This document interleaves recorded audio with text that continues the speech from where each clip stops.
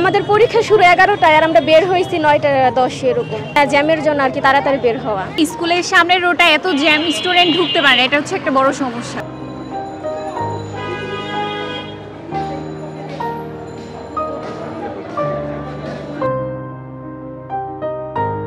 পরীক্ষার প্রস্তুতি কেমন?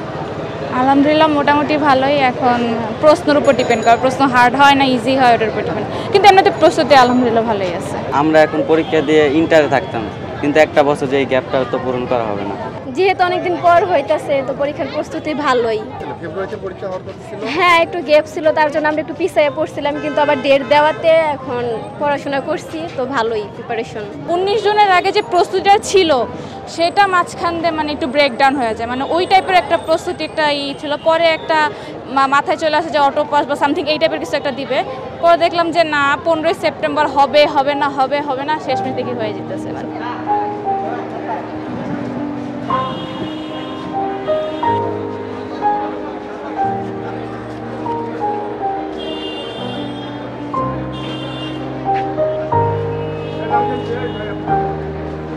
মোবাইল থেকে শুরু করে ইলেকট্রিক জাতীয় যা আছে কোনো ঢুকবে, শৃঙ্খলাভাবে ঢুকবে, মাস্ক ছাড়া কেউ ঢুকতে পারবে না।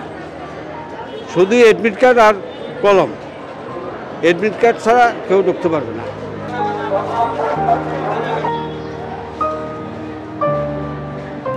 যেহেতু এখন আমাদের পরীক্ষা, জ্যামের কারণে আমাদের লেট হয়ে যাইতে পারে, তো একটু সুযোগ করে দিলে আর কি ভালো হতো স্কুল ছাত্রীদের জন্য, যাতে তাড়াতাড়ি আমরা আসতে পারি, সময় মতো পৌঁছাইতে পারি। আমাদের মনে হয় যে গার্ডিয়ান হিসাবে এই পরীক্ষা ঢোকার টাইমটা আর হচ্ছে বের হওয়ার টাইমটা, দুইটা টাইম যদি এই রাস্তাটা অফ করে দিত তাহলে ভালো হতো।